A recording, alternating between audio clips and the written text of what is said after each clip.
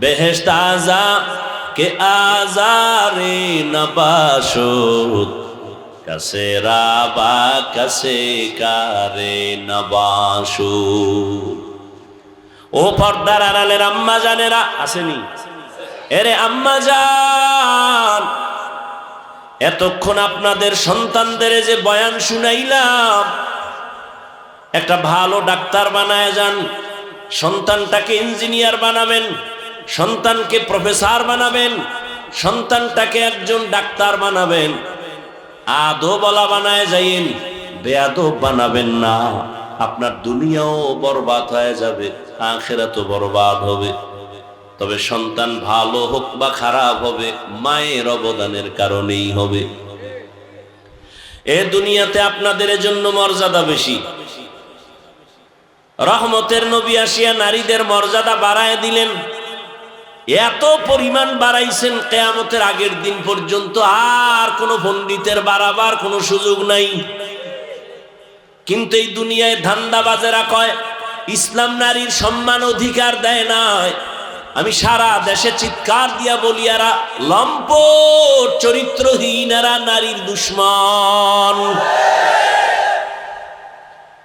পৃথিবীর কোন ধর্মে কোন সংবিধানে নারীর সম্মান বাড়াতে পারে নাই। হিন্দুদের কিতাব খুলো, নারীদের উপরে অবিচার। বৌদ্ধদের কিতাব খুলো, নারীদের উপরে অবিচার। খ্রিস্টানদের কিতাব খুলো, নারীদের উপরে অবিচার। ইহুদিদের কিতাব খুলো, নারীদের উপরে অবিচার।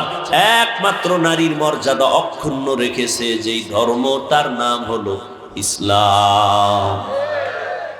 এই ইসলাম ধর্মে মায়ের মর্যাদা, নারীর মর্যাদা। এরে আম্মা জান, আপনারা নবীদের মায়ের মতো মা, আপনাদের এত মান, এত মর্যাদা। আমি ওই বিষয় বয়ান করলে আরো সময় চলে যাবে। মায়ের নামে আল্লাহ কোরআনে হাকিমের মধ্যে আলাদা সূরা নাজিল করেছেন নারীদের নামে। ঈসা নবীর মা মারিয়ামের নামে সূরা নাজিল করেছেন আল্লাহ। মায়ের এত মর্যাদা আল্লাহ দিয়েছেন। নবীর মাধ্যমে বিধবা নারীর সম্মান আমার নবী দৃষ্টান্ত কায়েম করেছেন। 25 বছর বয়স আমার নবী, নবী হিসাবে তো আলাদা তার পাওয়ার। আল্লাহ তাকে আবার আলাদা স্পেশাল আরো মানুষের পাওয়ার দিয়েছেন এক্সট্রা। এত পাওয়ার নিয়ে যখন 25 বছরে পদার্পণ করলেন, তখন পাওয়ার তো আরো ফুল। কিন্তু কঠিন আল্লাহর কুদরত, এই পাওয়ার আল্লাহ রহমতের নবীর 25 বছরে জীবন সঙ্গিনী যিনি চলে আসলেন, তিনি 2 স্বামী বিদায়ের পরে আসতেছে 40 বছরের বিধবা নারী খাদিজা রাদিয়াল্লাহু আনহা। চিন্তা করা দরকার যে নবীর বয়স 25, বিবাহ করেন নাই, নবী হিসেবে তার পাওয়ার। সেই সময় ভালো একটা কুমারী নারী বিবাহ করবেন, কথার কথা। কিন্তু আসলেন একটা বৃদ্ধা নারী, 40 বছর বয়স, আবার 2 স্বামী চলে গেছে। তৃতীয় স্বামী আমার রাসূল, 2 সন্তানের জননী খাদিজা রাদিয়াল্লাহু আনহা। দেখেন আল্লাহ কেমন ভালোবাসা সৃষ্টি করলেন। নবী আরো বিবাহ করেছেন, কিন্তু খাদিজার মায়া মৃত্যু পর্যন্ত রাসূল ভুলতে পারেননি। আম্মা জান আয়েশা বলেন, আমি 6 বছর বয়স যখন আমার হয়, ও মা বোনেরা মাইকের আওয়াজটা ভালো করে শুনেন রে আম্মা জান।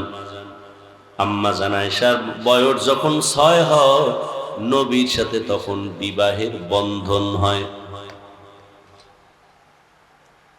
আম্মা জান আয়েশা রাদিয়াল্লাহু আনহার বয়স যখন 9, তখন নবীজির ঘরে আসছেন। এই হলো কুমারী নারী, একমাত্র নারী। 6 বছরে বিবাহ বন্ধন, 9 বছরে নবীজির ঘরে আসছেন। আম্মা জানের 18 বছর যখন বয়স হলো, তখন নবী দুনিয়ার থেকে চলে গেলেন। জীবনে একটা কুমারী নারী পাইলেন, তাও রাসূলের শেষ জীবনে। এই বেঈমানের বাচ্চাগুলোকে কি পরিমাণ জুতার বাড়ি দেওয়া দরকার, এই নাস্তিকের বাচ্চারা যারা রাসূলের বিবাহ নিয়ে বাজে কথা বলে।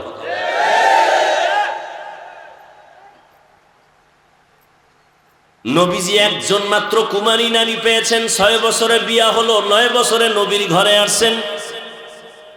আয়েশা নবীর ঘরে 18 বছর যখন আম্মাজানের বয়স, তখন নবী বিদায় হয়ে গেলেন। বলেন আমার আম্মাজান নবীর ঘর করলেন কয় বছর? কয় বছর? আমাদের বোনদের তো 18 বছরে বিয়াই হয় না। কি আবার আইন করে 18-র আগে বিয়া নয়, 24-এর আগে না। আর আম্মাজানের 18 বছর বয়স হইয়াই গেল, নবী এখন বিদায়। নবীজির ঘর করলেন মাত্র 9 বছর। আম্মাজান 9 বছর নবীর ঘর করে কি পাইলেন?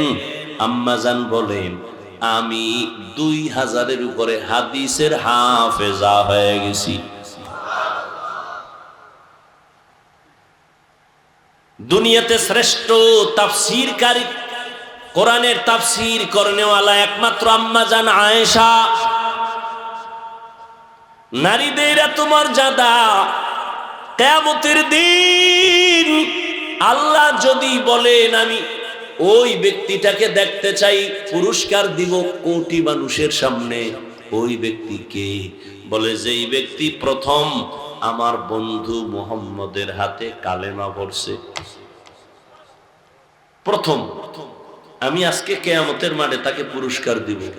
পৃথিবীর কোটি কোটি পুরুষ একটাও দাঁড়াবার সাহস পাবে না, একজন নারী দাঁড়ায় বলবে মুহাম্মদের হাতের প্রথম কালেমাওয়ালা আমি এক নারী। নাম কি? খাদিজা রাদিয়াল্লাহু আনহা। আম্মা জান আয়েশা বলেন, আমি মাঝে মাঝে তাকায় দেখতাম রহমতের নবী আমার হুজরায় বসে গুনগুন করে কাঁদেন। আমি প্রশ্ন করেছিলাম, নবীজি কেন কাঁদেন? নবী আমার কোনো বেয়াদবি হয়েছে নাকি? বলে না, বেয়াদবি হয় নাই। কেন কাঁদেন? বলে, ও আয়েশা তুমি বুঝবা না। বলে, একটু বলেন। নবী বলেন, আয়েশা, আমার জীবনের একজন বিবি ছিল খাদিজা, তিনি আমার দুঃখের সময়ের বিবি, তুমি আমার সুখের সময়ের বিবি। ওই খাদিজার কথা যখন মনে পড়ে চোখের পানি ধরে রাখতে পারি না। ও আল্লাহর বান্দারা, নবীজি খাদিজাকে ভুলতে পারেন না, কারণ রহমতের নবী দুনিয়াতে এসে বাবা বলে ডাকতে পারেন না। 6 বছরে মা হারা অসহায় নবী আমার। নবী কোথাও থেকে দাওয়াত দিয়া ঘরে আসতেন, আসসালামু আলাইকুম ইয়া আহলাল বাইত বলতেন, গভীর রাতে দরজা খুলে যেত। নবী বলতেন, আপনি কি ঘুমান না? আম্মা জান খাদিজা বলেন, আমি ঘুমাই না, কারণ আমি জানি আপনার বাবা নাই, আপনার মা নাই। আমি তো 2 স্বামী ছেড়ে চলে আসছি, 2 সন্তানের জননী আমি। আজকে যদি আপনার মা বেঁচে থাকতেন, আপনার কষ্টের দাওয়াতের কথা স্মরণ করে মা ঘুমাইতে পারতেন না। আপনি বাহিরে দাওয়াত দিয়ে আসেন, চতুর্পার্শ্বে দুশ্মন, আমি ঘরের কিনারায় দাঁড়ায় থাকি, ডাক দেওয়া মাত্র যেন দরজা খুলতে পারি, রহমতের নবী যেন কোনো কষ্ট না পায়। নবীজি নবুয়ত লাভের আগে হেরা পাহাড় বেয়ে বেয়ে, পাথরের পথ, উঁচু পাহাড়, ওখানে গিয়ে ধ্যানে কাটাইতেন সপ্তাহে সপ্তাহ। আসেন না নবী, আম্মা জান খাদিজা বুড়া মানুষ মহিলা, একা একা নাস্তা রেডি করিয়া ওই পাহাড় বেয়ে বেয়ে বেয়ে বেয়ে উপরে উঠে রসুলের কাছে নাস্তা পৌঁছাইতে। ও 2500-এর মুরব্বীরা, ও জ্ঞানীদেরকে বলবো, যারা বড় বউয়ের অবেদান ভুলে গিয়া দ্বিতীয় বিয়া করার জন্য পাগল, বড় বউয়ের অবদান অস্বীকার করতে পারবা না রে স্বামী। তোমার জীবনের কষ্টের ভাগ নিছে তোমার বড় প্রথম স্ত্রী। কে? তোমার জীবনের কষ্টের ভাগ, সংসারের মধ্যে কত তুফান আসছে, এগুলো মোকাবেলা করছে তোমার প্রথম স্ত্রী। এইবার পরের স্ত্রী আসছে তোমারটা নেওয়ার জন্য, কিছু দেওয়ার জন্য না। ঠিক নি? রহমতের নবী খাদিজা রাদিয়াল্লাহু আনহার কথা মনে করে কাঁদতেন। আর তিনি যতদিন বেঁচে ছিলেন নবী দ্বিতীয় বিবাহ করেন নাই। এক আল্লাহর বান্দা দ্বিতীয় বিয়া কইরা কত গর্ব করে। আমি বললাম কেমন আছেন? কয় অনেক ভালো আছি। আমি যখন দুইটা কথা বলছি না, কয় আমি করবো কি? আমি তুমি সাগরে জাপ দাও। এই বড় স্ত্রী, তার অন্তরে চাপা কত কষ্ট। স্বামীর ঘরে এসে কত তুফান আর কত ঝড় ঝাপটা বরদাস্ত করে সংসার আমি সুন্দর করে সাজাইলাম। সাজানো সংসারে আইসা আর একজনে ফুল ফুটাবে, এটা প্রথম স্ত্রী মেনে নিতে পারে না। এরপর আসো সন্তান, ওই ঘরেও সন্তান, দ্বিতীয় ঘরেও সন্তান। যতই বাহাদুরি করো সন্তানের মনে কিন্তু একটা চাপা কষ্ট থেকে যায়, বলতে পারে না। কয়েক মাস আগে রাজশাহী একটা মেয়ে লাইভে আসিয়া হত্যা আত্মহুতি দিয়েছে, ফাঁস দিয়েছে আর বলেছে, বাবা তোমার কারণে মরে গেলাম, তুমি আর একটা বিয়া করছো। আমি স্বামীর ঘরে আসার পর আমার স্বামী বারবার বারবার আমাকে আক্রমণ করেছে কথা দিয়া, তোর বাবার চরিত্র খারাপ, না হয় দ্বিতীয় বিয়া কেন করলো? এই দুঃখে আমি ফাঁসি দিতেছি বাবা। লাইভে এসে মেয়েটা বলে মরে গেল। কোথায়? খবর নাই হুজুর, খবর নাই দ্বিতীয় বিবাহ করনেওয়ালাদের। পাগল হয়ে গেছে। তুমি বাবা মরে যাইবা, কিন্তু সন্তান আজীবনের জন্য বুক উঁচু করে কথা বলতে পারবে না। যেখানে যাবে একটা দুর্বলতা ভেতরে কাজ করবে।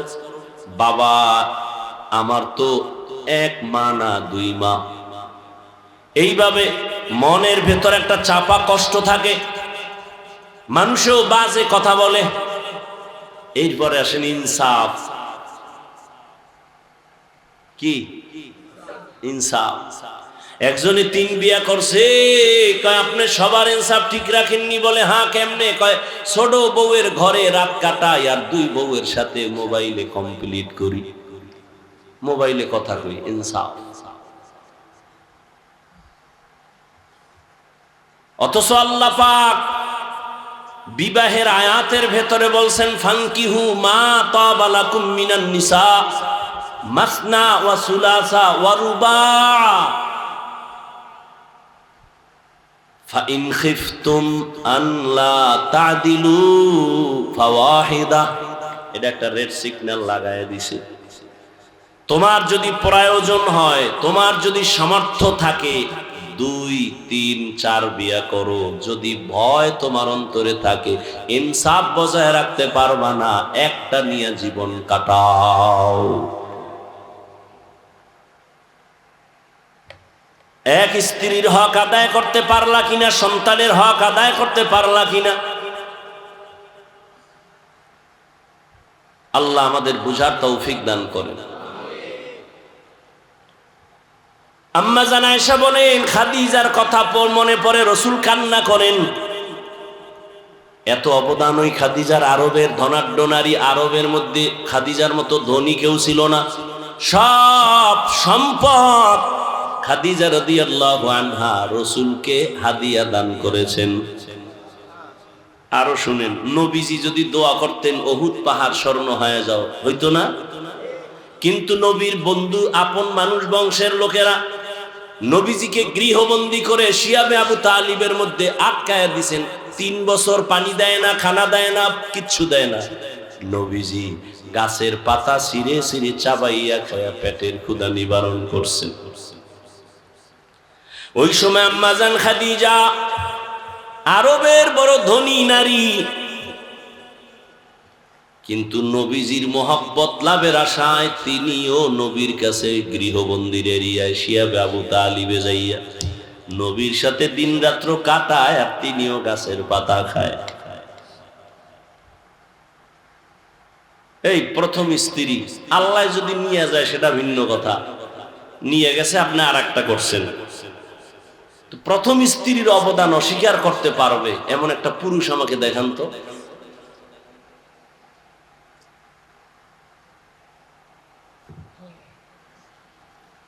আল্লাহ মাফ করুক, আমার জানা মতে নাই কির সৌদি আরব আর কির বাংলাদেশ, শান্তিতে নাই কেউ।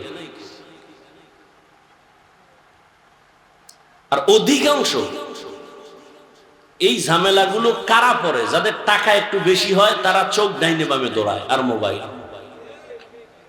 কি ফান্দে পইরা বগা কান্দে, এমন ফান্দে পইরা গেছে মিস কল পাইছে, যখন একটু ব্যাক করছে বিপরীত আওয়াজ শুনে ডানা কাটা ভরি। সুন্দর সুন্দর কথা কয় সাজায়া মধুমাখা আওয়াজ, মাঝে মাঝে ইংলিশও কয়। আর হ্যার বড় বউ তো ইংরেজি বুঝেই না, এখন আধুনিক তো একটু ইংলিশ দরকার। বাস ফান্দে হইরা বিয়ে করে লইছে। আর কেউ আছে টাকার গরম, আরে আমার টাকা আছে আমি সাইডে খাওয়াইতেন, 10টা খাওয়ানো আর হক আদায় করা এক না। আর এই সন্তানগুলো কার মুখের দিকে তাকাবে? একবারও যদি বাবা চিন্তা করত ওই পথে যেত না।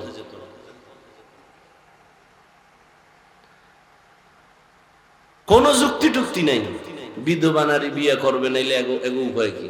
তো বিধবা নারী কেউ আছে পাও ভাঙ্গা, কেউ আছে সয়ে দেয় না, এই একটা করো না দেখি তো। বিধবার প্রতি এত তোমার কদ্দুর মায়া, তুমি তো খুঁজে মুজা দেখবা সুন্দরী রূপসী ডানা কাটা ভরি, চোখ নেই একটা, বাপ পাও ভাঙ্গা হবে না। আল্লাহ আমাকে মাফ করেন, আমিন বলবেন। আল্লাহ আপনাদেরও মাফ করেন। আল্লাহ মা বোনদের ইজ্জতকে আরো বাড়ায় দেন।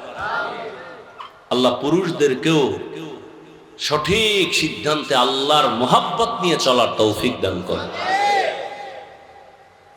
আমার এতক্ষণ এই বিষয়ে আলোচনার দ্বারা আপনারা কি বুঝলেন? আমি একাধিক বিবাহের বিরুদ্ধে কথা বলছি। এই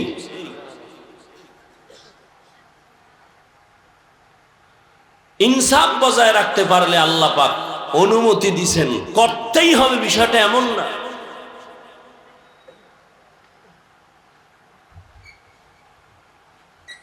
আল্লাহ আমাদের বুঝার তৌফিক দান করেন। রহমতের নবী বিধবা নারী খাদিজা রাদিয়াল্লাহু আনহাকে বিবাহ করে সম্মান বাড়ায় দিয়েছেন। ও পর্দার আড়ালের আম্মা জানেরা, আপনারা নবীদের মায়ের মতো মা খাদিজা রাদিয়াল্লাহু তাআলা আনহার মতো দামি নারী, আপনারা আয়েশা রাদিয়াল্লাহু তাআলা আনহার মতো দামি নারী, ফাতেমা রাদিয়াল্লাহু তাআলা আনহার মতো দামি নারী। এরে আম্মা জান,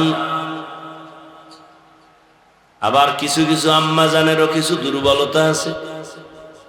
স্বামী একদিক রাস্তা দিয়ে দৌড়ায়, আম্মা জান আর এক রাস্তায় দৌড়ায়। স্বামীর অঢেল সম্পদ ডান বাম করে চলাফেরা করে, টাকা পয়সা উল্টা পাল্টা ব্যয় করে। এই জন্য একজন মা ঘরের অলংকার, একজন আম্মা যদি স্বামীর কামাই রুজি সব ডাটা নিয়ে চলে, এমন কোন স্বামীর ক্ষমতা নাই যে একটা টাকা হারাম ঘরের মধ্যে ঢুকাবে।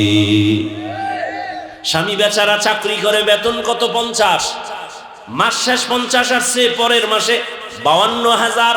স্ত্রী যদি বলে স্বামী 2,000 বেশি কেন, একজনে হাত দিয়ে দিছে, মানলাম। তৃতীয় মাসে দেখে 5,000 বেশি।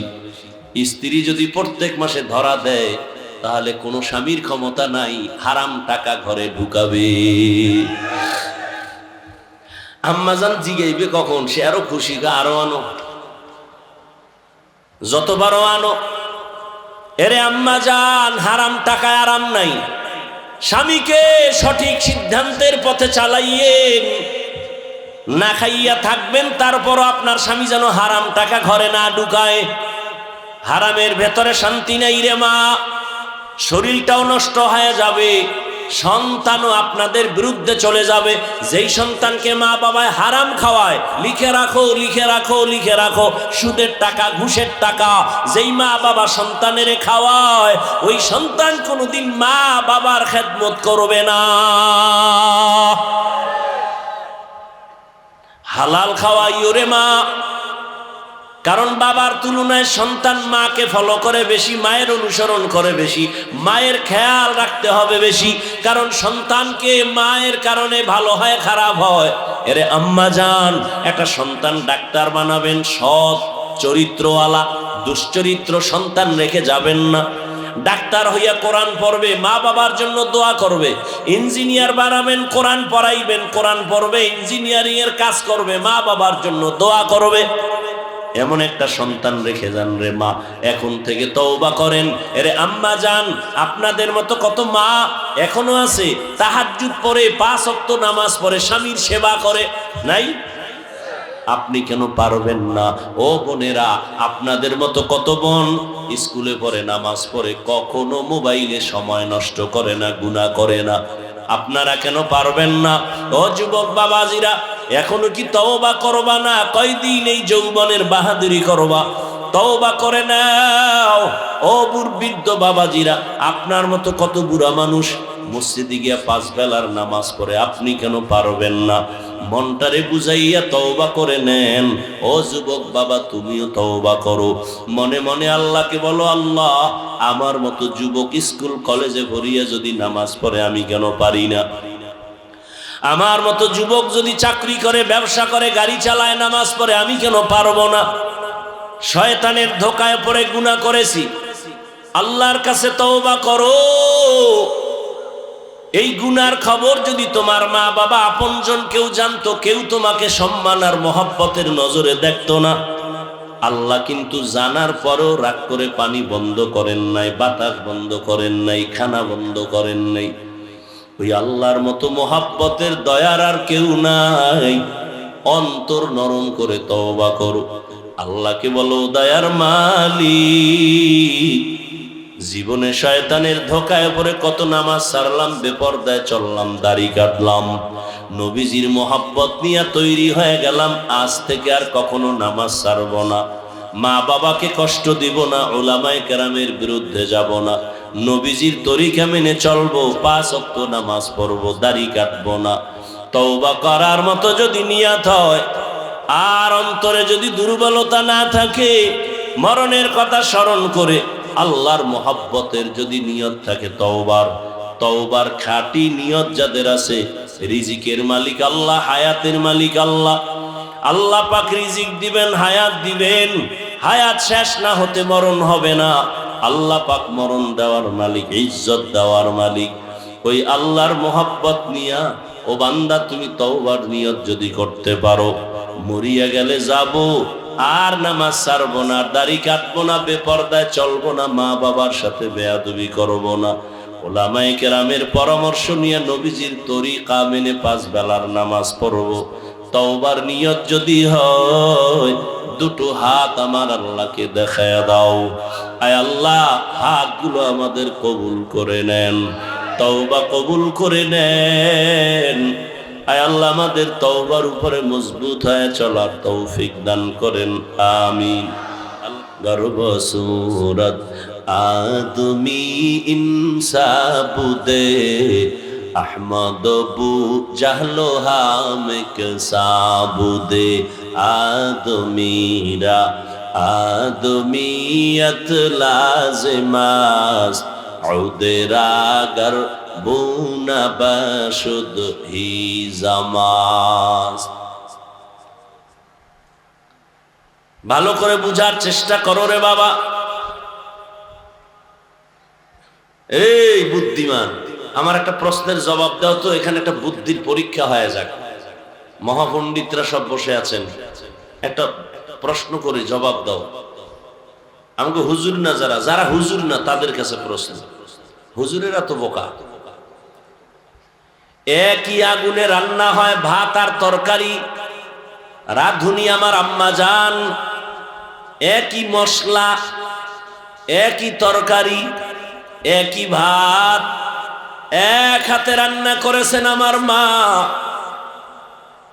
খাওয়ার টেবিলে বসলাম আমার আব্বা, আমি, আমার মা, আমার ভাই বোন, একই ভাত আর একই তরকারি, আব্বা খায়, আম্মা খায়, আমি খাই, ভাই বোনেরা সবাই খাই।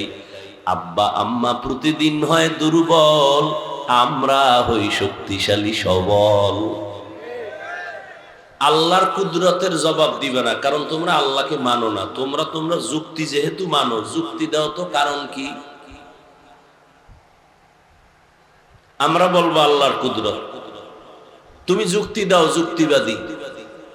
একই তরকারি ভাত আব্বা আম্মা খাইয়া দুর্বল হয়, আমরা খাইয়া শক্তিশালী হই, এটা কি মিথ্যা? কারণ কি বলো? এত বুদ্ধি জীবনভর বিক্রি করলা, বুদ্ধিজীবী। বলো তোমার বুদ্ধিজীবীর জিবি কত? 1 জিবি না 2 জিবি না 4 জিবি না 8 জিবি? কয় জিবি টিভি বুঝি না, মাঝে মাঝে হ্যাং হয়ে যায়। আর জিবি যখন হ্যাং হইয়াই যায়, তখন মাইক সামনে পাইলে আলেমের বিরোধিতা করে। ইলমেরা ইজাজো করদন বেহিসাব, খলকেরা দাদন জওয়াবে বাসওয়াব। আল্লাহ হেদায়েত দান করুন। এরে আল্লাহর বান্দা, গাভীর থেকে প্রতিদিন সকালবেলা 20 কেজি দুধ দহন করে ঘরে নিয়ে যাও বালতি ভরে। আগামীকাল সকালবেলা দহন না করিয়া ওলানটা কেটে দেখো 10 গ্রাম দুধ আসেনি। আসবে? জিন্দেগি মে বন্দেগি তু করনা হে, जिंदगी में बंदगी तू करना है, जिंदगी बे बंदगी शर्मिंदा है, जिंदगी बे बंदगी शर्मिंदा है। তোমার বোনের বয়স 30। এই যুবকেরা, তোমার বোনের বয়স 30, তোমার বয়স মাত্র 26। তোমার গালে দাড়ি কেন? তোমার বোনের গালে দাড়ি নাই কেন? কয় আল্লাহ ভুল করছে। আল্লাহ যদি আমার বোনের দাড়ি দিয়ে আমারে না দিত, তাই তো ভালো হতো। তোমার বোনের বয়স 30, একটা দাড়ি নাই। তোমার বয়স মাত্র 25 থেকে 26, তোমার গায়ে দাড়ি কে দিছেন? আল্লাহ ভুল করছেন। ও আল্লাহর গোলাম, মন চায় রাখো দাড়ি, না হয় ফেলে দাও। মন চাইলে নামাজ পড়ো, মন চাইলে পড়ো না, মন চাইলে হালাল খাও, মন চাইলে খাও না। এই জিন্দেগির আর কত দাম? চোখের সামনে 3 সাদা কাপনের প্যাকেট হয়ে কত যুবকের কবরে রাখলাম। ছাত্র জনতার আন্দোলনে কত তাজা প্রাণ চলে গেল, করোনায় চলে গেল, ডেঙ্গুর আক্রান্ত হয়ে কত প্রাণ চলে গেল। এখন তোমার আমার পালা, আগামী বছর পর্যন্ত বাঁচার গ্যারান্টি আসেনি। এরে যুবক, ভালো করে বুঝো, হিন্দুদের বুঝাইতে কষ্ট হবে, ইহুদিরে বুঝাইতে কষ্ট লাগবে, খ্রিস্টানের বয়ান করে বুঝাইতে কষ্ট হবে। তুমি তো মুসলমান, তুমি আল্লাহ মানো, নবী মানো, কোরআন মানো, হাদিস মানো, কাবা মানো, ধর্ম মানো, কালেমা মানো। তোমাকে বুঝাইতে এত কষ্ট হবে কেন? বয়ান করতে হবে কেন? তুমিও যে আল্লাহর গোলাম, আমিও সে আল্লাহর গোলাম। তোমার আল্লাহ আমার আল্লাহ এক, তোমার নবী আমার নবী এক, তোমার কোরআন আমার কোরআন এক, তোমার কাবা আমার কাবা এক, তোমার কালেমা আমার কালেমা এক, তোমার ধর্ম আমার ধর্ম এক। তুমি আমি দুনিয়াতে আসছি এক। বিদায় বেলা কাফন হবে 3টা, তাও এক, কালার হবে আলাদা। হুজুরদের কাফনের কালার একরকম, তোমাদের কালার আর এক রকম। কোটিপতি মারা গেলে তার সম্মানে একটা কাফন বাড়ায় দেওয়া হবে, গরিব মারা গেলে একটা কাফন কমায় দেওয়া হবে। আজকে আমি বক্তা হয়ে ভাব নিয়ে বসে আছি, আমার কত সম্মান, আমার কত দাম। আজকে তুমি টাকাওয়ালার ভাব নিয়ে বসে আছো, বাড়ির ভাব দেখাও, ক্ষমতার ভাব দেখাও। সাদা কাফনে যেদিন ঢুকবি সেদিন সব ভাব বন্ধ হয়ে যাবে। दुनिया में हो दुनिया का ताल्लुगार ना हो, बाजार से गुजर हो खरीदार ना हो। ये दुनिया एक मिसल कागज फूल है, ये दुनिया एक मिसल कागज फूल है। जिंदगी में बंदगी तू करना है, जिंदगी बे बंदगी शर्मिंदा है, जिंदगी बे बंदगी शर्मिंदा है। ओ যুবক আল্লাহর গোলাম, তুমি কি জানো না ১৫০০ বছর আগে রহমতের নবী আমার গর্ব করে বলেছেন, ও যুবক, বুড়ারা আমি মুহাম্মদের বিরোধিতা করেছে, যুবকেরা উপকার করেছে। নবীজির উপকার কারা করছে? আর বুড়ারা সব কথা কয় না। এই বুড়ারা আর প্যাচ লাগাই কিলাকিলি বাজায় না। আবু জাহাল নবীর দুশ্মন বুড়া, আবু লাহাব নবীর বিরুদ্ধে বুড়া, যুবক রসুলের পক্ষে দাঁড়ায় গেল ২৭ বছরের বয়সের ওমর। ১১ বছর বয়সে রসুলের পার্শ্বে দাঁড়ালেন রসুলের চাচাতো ভাই হযরত আলী, কালেমা পড়ে ফেললেন। এতদিন ছিল চাচাতো ভাই, এখন হলো রসুলের সাহাবী, কিছুদিন পরে হবেন জামাতা। কে সে আলী? জ্ঞানের ভান্ডার আল্লাহ দান করেছেন, যে নবী আলীর জন্য কলিজা ভরে দোয়া করেছেন, আনা দারুল হিকমাহ ওয়া আলিউন বাবুহা, আমি মুহাম্মদ হলাম ইলম হিকমতের ঘর, আর এই ইলম হিকমতের ঘরের দরওয়াজা হলো আমার আলী। তুমি যুবকের দ্বারা কি উপকার হচ্ছে রসুলের করার সুযোগ আছে না নাই? কিন্তু তুমি সুযোগ আছে, কিন্তু করো কি? নিজেও নামাজ পড়ো না, অন্য নামাজ পড়ে পছন্দ করো না। নিজেও টুপি পরো না, অন্য টুপি পরে পছন্দ করো না। নিজেও হালাল খাও না, অন্য হালাল খায় পছন্দ করো না।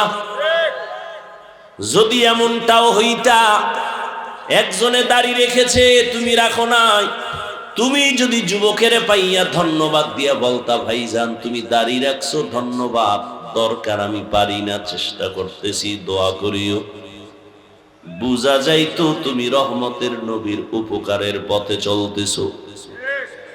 কিন্তু যদি এমন হয় তোমার হালাত, নিজে দাড়ি না রাখে একজন যুবক তোমার বন্ধু দাড়ি রাখছে, তুমি দেখা বললা বিয়ে করছো, নিকয় করি নাই, সর্বনাশ, এত তাড়াতাড়ি তোরে বুজুর্গ কে হইতে বলেছে? এত তাড়াতাড়ি বুজুর্গ হয়ে গেলি কেন? তুই কি মরবি তাড়াতাড়ি, বাঁচবি না? কাহা তা মনের মতারও ঘুরাল, আর একটু আনন্দ করে নে, সময় পাবি না, দাড়ি রাখলে করা যাবে না। এরে যুবক আল্লাহর গোলাম, আল্লাহ মেধা দিয়েছেন, একটু খাটাইয়া হিসাব করো, আমার কথাগুলো একটু চিন্তা করো বাবা। কুত্তা শুয়ারে রে আল্লাহ চিন্তা করার মতো মেধা দেন নাই, দিছেন একমাত্র মানুষের। একটু চিন্তা করো রে বাবা, জীবনে মাদ্রাসার বারান্দায় যায় নাই, জীবনে কোনোদিন আলিফ বাতাও পড়ে নাই, এমন যুবক জেনারেল লাইনে চাকরি করে, ব্যবসা করে, স্কুলে পড়ে, 5 ওয়াক্ত নামাজি দাড়িওয়ালা আছে না নাই? সত্য কথা সাক্ষী দাও। ঢাকা বিশ্ববিদ্যালয়ে যাও,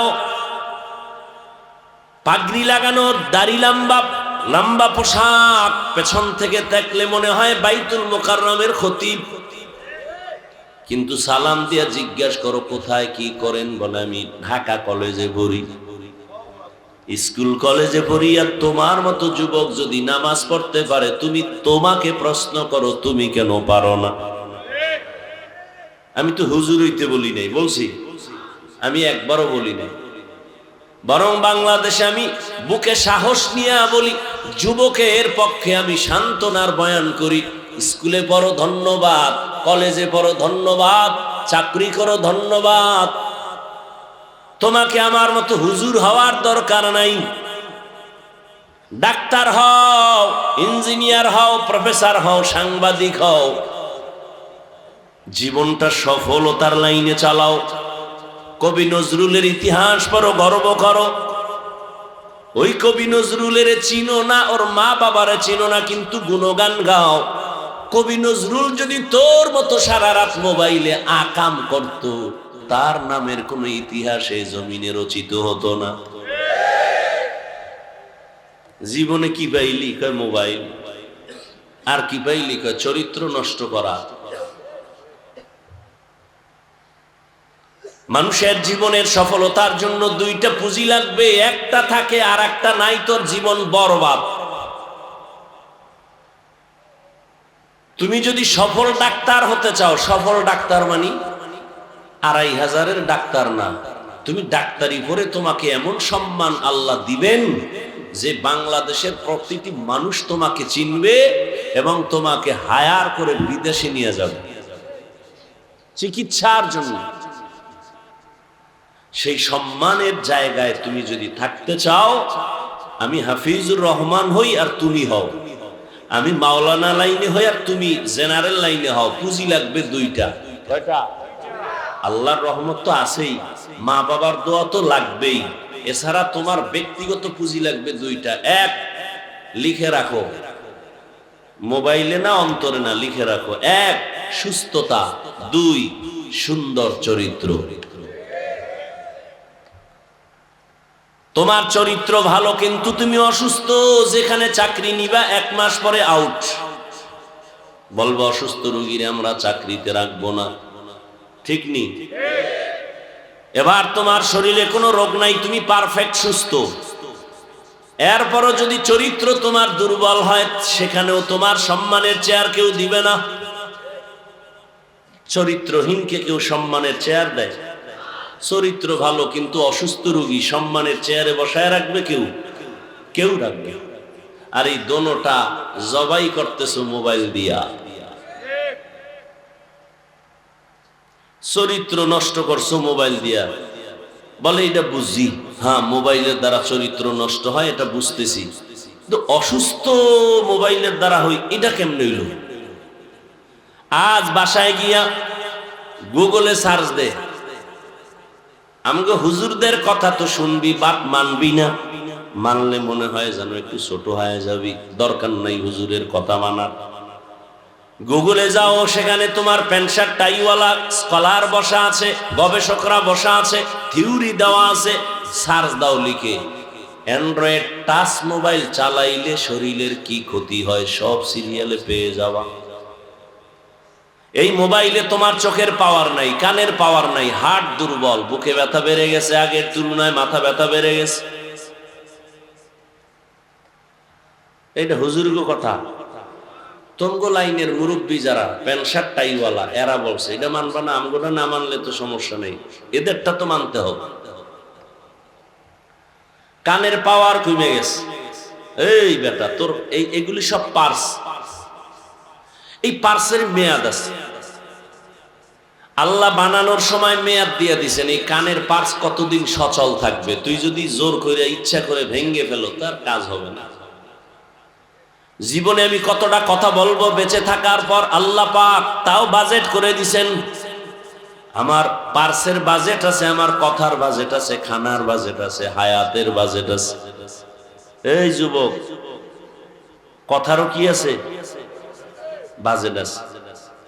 তুই যদি সারা রাত চ্যাটিং করে অতিরিক্ত কথা বইলেই ফালাও, তাহলে কথার বাজেট শেষ, হায়াতের বাজেট বাকি যদি থাকে, তাহলে মরার আগে বোবা হয়ে থাকবি। কথার বাজেট যে আগে শেষ করছো রাতের বেলা। আমার কথা বুঝে আসে? আমি কি হাসির কথা বলছি?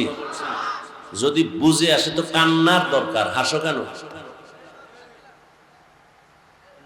নিজের জীবনটাকে ধ্বংস করে দিছো। কেউ যদি কানের উপর একটা থাপ্পড় মারতো আর কান ধ্যানদা হয়ে যাইতো, থানায় যাইতি মামলার জন্য। তুই নিজে মোবাইল দিয়ে কানকে ধ্বংস করেছো, তোর বিরুদ্ধে বিচার কে করবে? নিজের কান নিজে ধ্বংস করেছো। হেডফোন লাগায় কানের পার্স শেষ। মোবাইল তো আমরাও চালাই, মাঝে মাঝে কিতাবাদি দেখি, কিন্তু এখন চাইলে 5 মিনিট পরে গোলায় যায়, চোখে দেখি না। এখন মোবাইল দেখে ভিতরে আসে না কথাগুলো, বিরক্ত, মাথা ব্যথা করে। আমার হালাত যদি এমন হয়, তোমারটা কি হবে? আবার এই মোবাইল চালাইতে চালাইতে কিছু যুবক তোমাদের মতো রাস্তার উলঙ্গ পাগল হয়ে ঘুরে। আছে? মানো আর না মানো, সত্য কথাটা স্বীকার করো।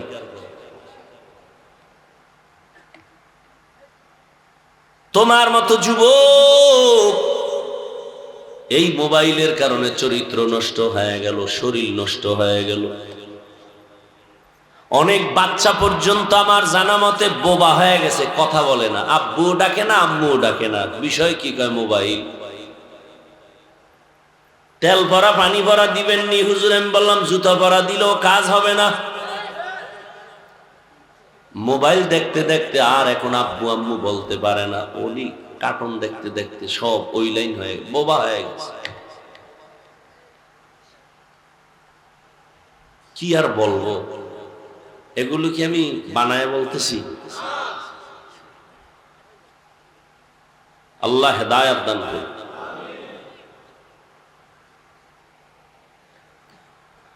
হ্যাঁ, আয়াত নিছি, হাদিস নিছি, ওদিকে ঢুকি নাই, বাকি ওই মূল বিষয়ের উপরে আমার কথা চলতেছে। এবার তর্জমা বলে সংক্ষিপ্ত কিছু ব্যাখ্যা শুনাই। হেদায়েতের মালিক আল্লাহ, বলার দায়িত্ব আমাদের, মানবেন কিনা সে দায়িত্ব আপনাদের। ইয়া আইয়ুহাল্লাযীনা আমানুত্তাকুল্লাহ, আল্লাহ বলেন ও মুমিন, আল্লাহকে ভয় করো, তাকওয়া অর্জন করো। ওয়া কুনু মা'আস সাদিকিন, আল্লাহর প্রিয় বান্দা, সত্যবাদী যারা, তাদের বন্ধু হইয়া থাকো।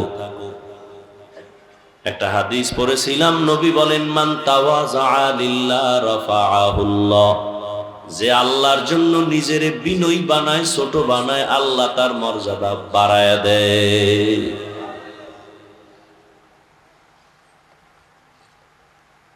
এক নম্বরে আল্লাহর ভয় অন্তরে জমা করো।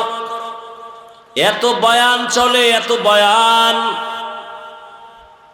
দাওয়াত ও তাবলীগের বয়ান, পীর সাহেবদের বয়ান, জুমার দিন খতিব সাহেবদের বয়ান, আমাদের বক্তাদের বয়ান। এত বয়ানের পরেও কেন আমলের খাতা শূন্য? মাদ্রাসা তো কম না, অনেক মাদ্রাসা হয়েছে, অনেক ওয়াজ মাহফিল, অনেক মসজিদ হয়েছে, মুসল্লিও কমে না। জুমার দিন শুধু মুসল্লি বাড়ে আর বাড়ে, কমিটি বলে তাড়াতাড়ি সাত বাড়াও, কিন্তু আমলের খাতা শূন্য কেন? এর একমাত্র কারণ, কিয়ামত পর্যন্ত বয়ান চললেও মানুষ আমলে আসবে না যতক্ষণ পর্যন্ত আল্লাহকে ভয় না করবে। ভয়ের হাকিকত আমরা জানি না। এখানে যদি আমি প্রশ্ন করি, আপনারা কারা কারা আল্লাহকে ভয় করেন? সবাই হাত উঁচু করে বলবে আমরা বেশি বেশি ভয় করি। বরং আপনাদের থেকে আমরা আরো ভয় করি। অথচ এখানে এমন আশেক বসে আছেন, আজকে ফজর পড়ে নাই, জোহর পড়ে নাই, আসর পড়ে নাই, মাগরিব পড়ে নাই, এশাও পড়ে নাই। এমন আশেক নাই? কত বড় চাপাবাজ, নামাজ বাদ দিয়েও কয় তার দিল তাজা। আছে না নেই? বলে আমগো দিল পরিষ্কার। মদিনার নবী বলেন যারা নামাজ পড়ে না ওরা নিকৃষ্ট দুনিয়ার চোর। চোরের দিল আর কেমন পরিষ্কার। পয়গম্বর বলেন বেঈমান আর মুমিনের মধ্যে ব্যবধান নামাজ। বাইনাল আবদি ওয়া বাইনাল কুফরি তারকুস সালাহ। বেঈমানেরা নামাজ পড়ে না, মুমিনেরা নামাজ ছাড়ে না। ও যুবক, বারবার তোমাকে টার্গেট করি কেন জানো? মদিনার নবী তোমার জন্য দোয়া করেছেন, যুবকের দ্বারা দ্বীনের উপকার হয়েছে। দ্বিতীয় যুবক, যৌবনের ইবাদতের মূল্য আল্লাহর কাছে অনেক বেশি। যৌবনের দাম আল্লাহর কাছে বেশি। কিয়ামতের ময়দানে যৌবন সম্পর্কে আলাদা প্রশ্ন করা হবে।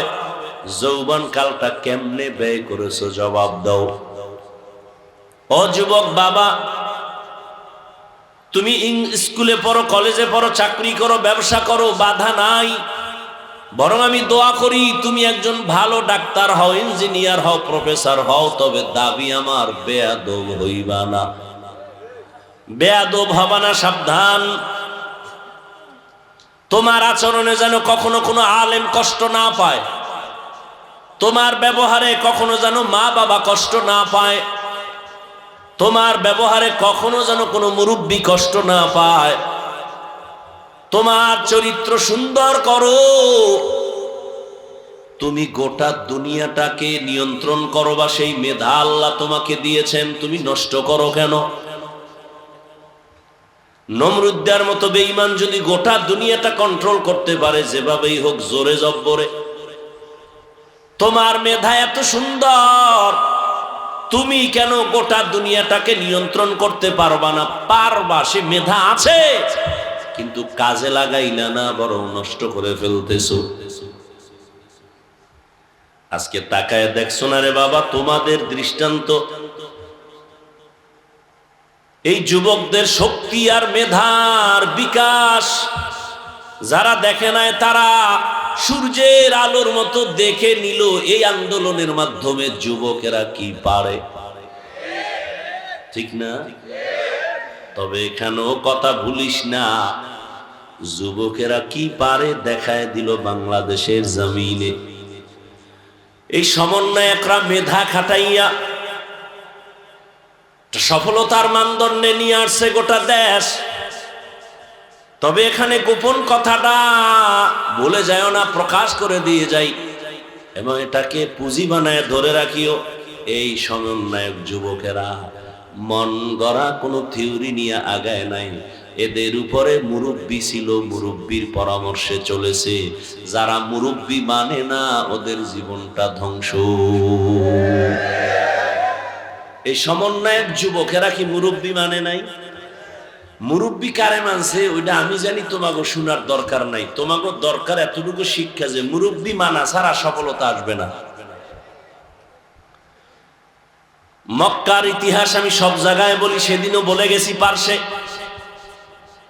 নবী এমন একটা টাইমে দুনিয়াতে আসছেন, যেই টাইমে মক্কার মানুষ চরিত্রহীন, লম্পট। দুনিয়ার আর কোথাও এত চরিত্রহীন লম্পট মানুষ ছিল না, মক্কার মানুষ এত খারাপ। অথচ সেই মক্কা নগরী কত দামি। আল্লাহ জমিনটা বানাই একটা ঘর, ওই জমিনে বানাইলেন বাইতুল্লাহ। ইন্না আউয়ালা বাইতিন উযিআ লিন-নাস লাল্লাযী বিবাক্কাতা মুবারাকাও ওয়া হুদা মুবারাকাও ওয়া হুদাল লিল আলামিন।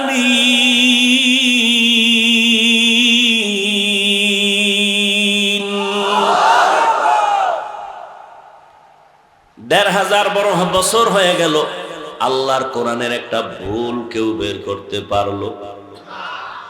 অপচেষ্টা বহুজনে করছে, একটা ভুল পাওয়া যায়নি। কেউ পারছে? হাজার হাজার হাজার লাখো কোটি কোরআনের কপি জ্বালায় দিছে। কোরআন যেন এ জমিনে না থাকে, বন্ধ হয়েছে। 8 বছরের সন্তানের দাঁড় করায় দাও মাইকের সামনে, পুরো কোরআনটা মুখস্থ পড়বে, একটা নক্তার ভুল হবে না। ওই কোরআন অপ্রিয় সত্য চিরন্তন। আল্লাহ বলেন আমি জমিনটা বানায় ঘর বানাইলাম বাইতুল্লাহ, এমন দামি একটা ঘর যে ঘরটার দিকে শুধু তাকায়া থাকবে অনবরত সওয়াব, শুধু দেখবে ওই আল্লাহর ঘর, সওয়াব শুধু তাকায় রইস, কিচ্ছু পড়েও না, অনবরত আমল নামায় সওয়াব। কিছু কিছু জিনিস আল্লাহ কত দয়া আমাদের করছে, অনায়াসে ন্যাক করতে পারি সেই সুযোগ দিছে। তোমার কোনো কষ্ট লাগবে না, চোখ খুলে তাকায় দেখো সওয়াব। কি দেখবো? মা দেখ, বাপ দেখ, মা বাবার দিয়ে তাকায় থাকো, অনায়াসে সওয়াব। আল্লাহর কোরআনটা খুলে তাকায় দেখো, সওয়াব। ওলামায়ে কেরাম আহলে হক যারা, যাদের বয়ানে মানুষের দিল পরিবর্তন হয়, আমলের জন্য অন্তর তৈরি হয়, দেখো সওয়াব। বাইতুল্লাহ দিয়ে তাকায় থাকবা, সওয়াব। এত দামি বাইতুল্লাহ, যেই বাইতুল্লাহর বাউন্ডারি আর এরিয়ার মধ্যে ঢুকলেই একবার আল্লাহ বললে 1 লক্ষ বার আল্লাহ বলার সওয়াব। এত দামি জায়গা, প্রশ্ন বড় কঠিন, এত সুন্দর দামি জায়গার মানুষগণ গুলো কেন পৃথিবীর নিকৃষ্ট লম্পট চরিত্রহীন? আরে ভাই, আতরের দোকানে গেলে কিনতে না পারলে অন্তত গ্যারান্টা তো পাওয়া যায়, কি ভাই? তাহলে বাইতুল্লাহর মতো জায়গার মানুষ খারাপ হতে পারে মানি, কিন্তু পৃথিবীর থেকে সব থেকে খারাপ কেন? এর একমাত্র জবাব, মুরব্বি মানে নাই। আমার বয়ানের মূল থিম যে আয়াত পড়ছি, এর বিষয়বস্তু 1, আল্লাহকে ভয় করো, 2, মুরব্বি মেনে চলো। এটা আমার আয়াতের বিষয়বস্তু। যারা মুরব্বি মানে না, আল্লাহর কসম 1 বার, আল্লাহর কসম 2 বার, আল্লাহর কসম 3 বার, ওয়াল্লাহি বিল্লাহি তাল্লাহি, যারা আল্লাহর খাঁটি বান্দা, যারা তাকওয়াওয়ালা, এদেরকে না মানিয়া নিজের মন মতো চলে, এদের দুনিয়াও বরবাদ, আখিরাতও বরবাদ।